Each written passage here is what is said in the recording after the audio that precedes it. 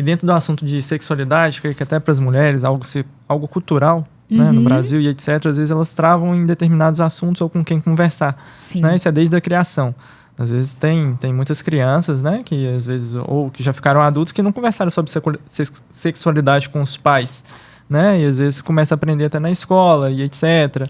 Ou então quando a escola começa a ensinar determinados assuntos, os pais, dependendo da região, pensam, pô, a escola está ensinando isso para o meu filho. Sim. Mas tem assuntos que são determinantes, né? Para estar conversando, entendendo. Melhor aprender em casa do que aprender fora sem saber do jeito que está sendo ensinado. Sim. E dentro disso, quais são as maiores dúvidas que as mulheres entram em contato com você perguntando sobre sexualidade?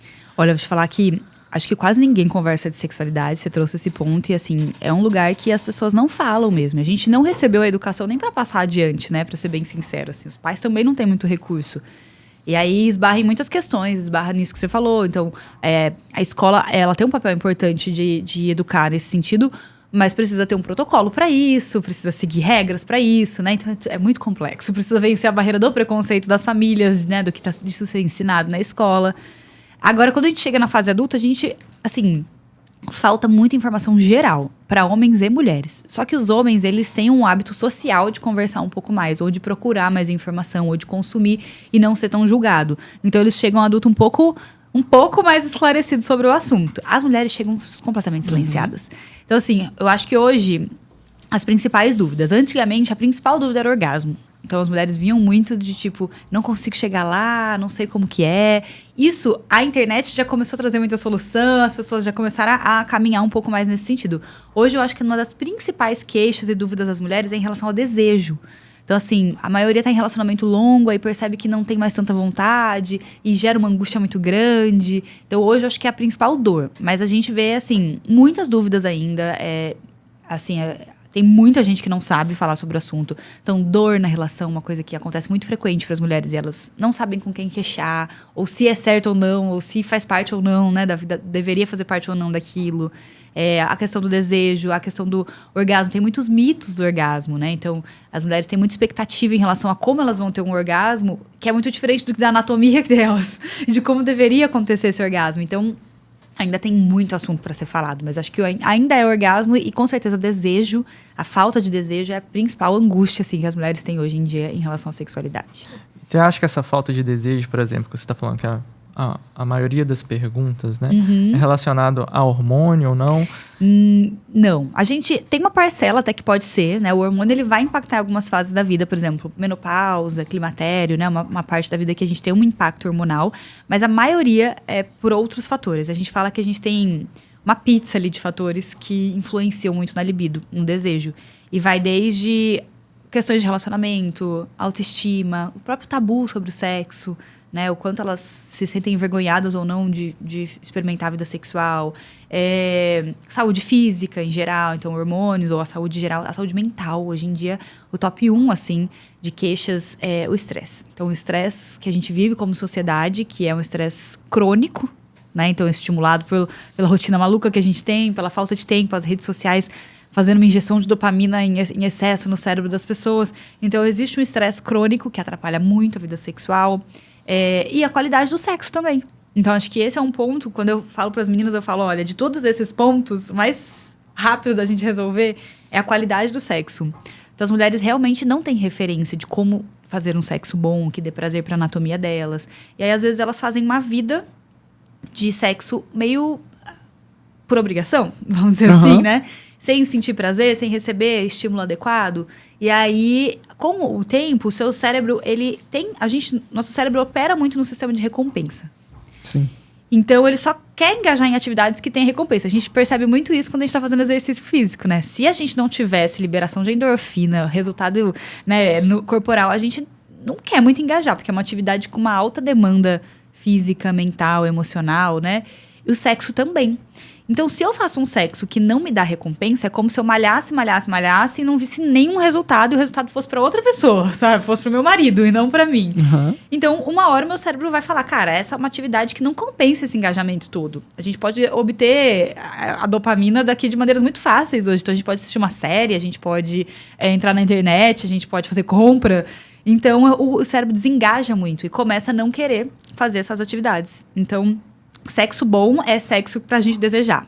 Essa é a lógica. Então, quanto mais eu faço um sexo de qualidade, que tem orgasmo, que tem retorno, mais eu quero. Então, aqui é um dos lugares mais fáceis de resolver dentro da sexualidade, porque com educação sexual e com práticas novas e com, enfim, uma conversa, às vezes, entre o casal, a gente resolve muito disso aqui, já ajuda muito a libido.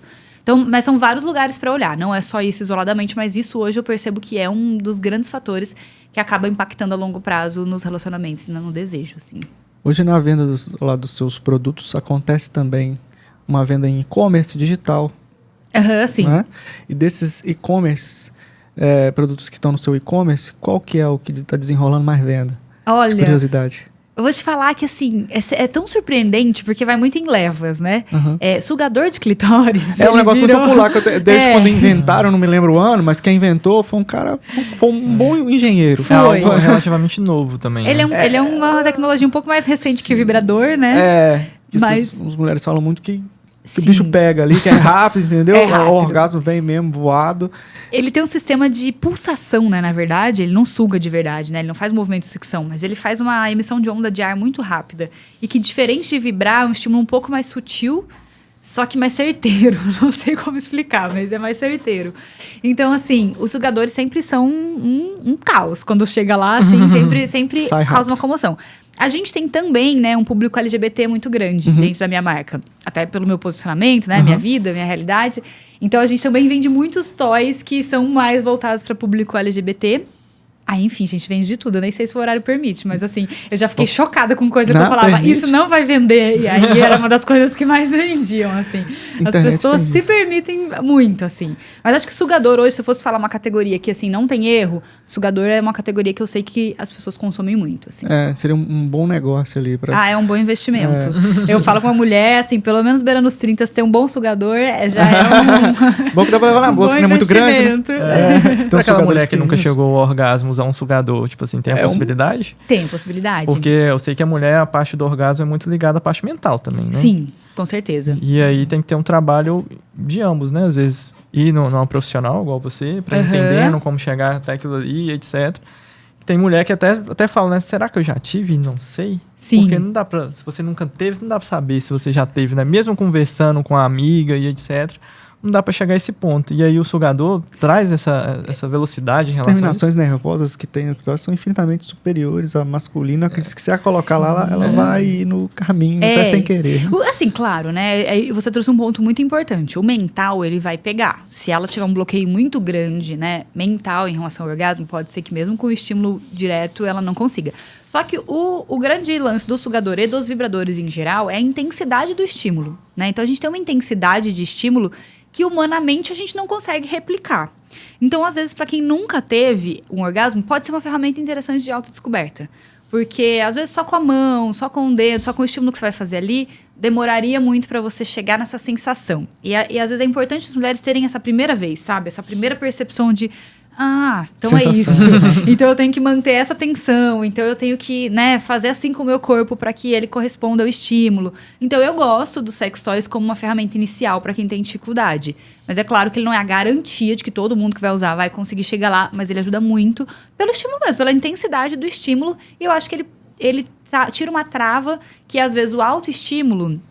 Porque assim, pra você ter o primeiro orgasmo dentro de um relacionamento é muito difícil, com a outra pessoa te estimulando, né? Não dentro do relacionamento, mas dependendo de outra pessoa, é difícil, porque no sexo com outra pessoa, a troca, você tem outras coisas comprometidas ali, né? A conexão, o emocional, você tá preocupado se a outra pessoa tá cansada, se a outra pessoa tá gostando, se a outra pessoa... Enfim, sua mente divaga muito mais do que quando você tá só. Então, em geral, os primeiros orgasmos é muito mais fácil só. Mas às vezes com a mão, sozinha ali, só com o estímulo de mão, pode ser que ela canse, pode ser que ela ache sem graça, pode ser que ela fique com vergonha de estar fazendo isso. Eu acho que o toy, ele dá uma encurtada nesse caminho, o vibrador, sabe? Porque você bota lá e é o trabalho dele, ele é super intenso, ele permite uma exploração legal, porque você consegue entender que regiões respondem melhor ao estímulo. Então, eu gosto, como uma indicação para quem tem dificuldade, eu gosto do uso dos sex toys para abrir essa porta, assim. Sim. Das publics que você tem usado para vender os seus produtos lá, você tem feito o quê? Meta? Google? Você sabe que a gente apanha horrores, né? Quase tudo orgânico. Quase tudo orgânico. Nicho, entre aspas, black, né, dependendo da palavra-chave, black. Black. É bem difícil, assim. O que a gente tenta fazer é trazer... A gente traz pessoas através de posts informativos para as pessoas conhecerem a marca, mas assim, publi de produto específico é muito difícil. A gente usa bastante SEO, né, palavras-chave, porque daí tem isso, né, sugador de clitóris muito procurado, as palavras são muito procuradas, mas assim, conseguir fazer, com meta principalmente, quase impossível. Conseguir fazer uma publi direta de produto é muito difícil. É um desafio desde o começo da marca, e é um desafio que atrapalha, né, porque atrapalha o crescimento da marca, porque você não consegue... Assim, pra gente fugir do orgânico, a gente tem que ficar traçando estratégias. Aí a gente criou um podcast, sabe? Essas coisas que vão trazendo conhecimento da marca, mas não do produto específico. Porque pra vender o produto específico é quase impossível. Não dá pra fazer uma venda direta, né? Tem que Então, ser tudo informações diretas. Tem que trazer as pessoas pra conhecer a marca e aí sim a gente... Se fosse pro público masculino, que é um dos maiores consumidores de conteúdo adulto, aí às vezes fazer igual o Kaiser faz, ou fazia, sei lá. É tipo publi em canal de vídeo... erótico, tipo gigante. Sim. Aí o cara compra lá um ads lá... Que aí é permitido, né? Daquele onde é que tem o Brasil, né? Mas isso é um ponto que a gente já discutiu. Não dentro de vídeos, que eu acho que não é tanto nosso público, mas dentro de app de relacionamento, começar a traçar alguma estratégia que não dependa tanto do Insta, né? Do Meta, porque a gente fica nessa, todo mundo acho que fica nessa do Meta, mas a verdade é que é curioso, né? Porque eu posto no meu, às vezes, eu nunca tenho problema. Agora, a minha marca postar, ela se lasca, assim. Então, a gente já levou Shadow várias vezes. O algoritmo, ele é maluco, né? É igual, chegamos em época de eleições agora. Ele muda todo também. Então, dá uma queda e até ele entender que você não é político também. Aí volta a crescer, aí depois chega, sei lá, o final de outubro e vai mudar o algoritmo de novo, porque a época de eleição mudou. Então tem umas mudanças constantes, né? Aí tem inteligência artificial que tá entrando aí, tá mudando para adaptar algumas questões de inteligência artificial também. E não avisa pra gente, né? Tipo assim, Marcelo, vai mudar isso. Tá? Cara. Acho que a classificação também do perfil, como o perfil dela marca, tá ali com uma recorrência sobre uma... também, né? Isso aí faz diferença. Diferença de ser loja. Isso. Acho que tem algumas coisas, assim. Então, às vezes, quando a gente precisa dar um up, assim, eu vou pro meu. Eu posto lá no meu... E deixa as coisas rodarem. Mas é um desafio, assim, como marca, trabalhar nesse nicho. Por isso que a gente traça essas coisas. Então, tem vending machine, porque além dela ser um ponto físico, ela tem um PR legal, né? Então, as pessoas falam sobre, você viu a marca, tem a loja. É nessas estratégias que a gente vai conseguindo furar as barreiras, assim.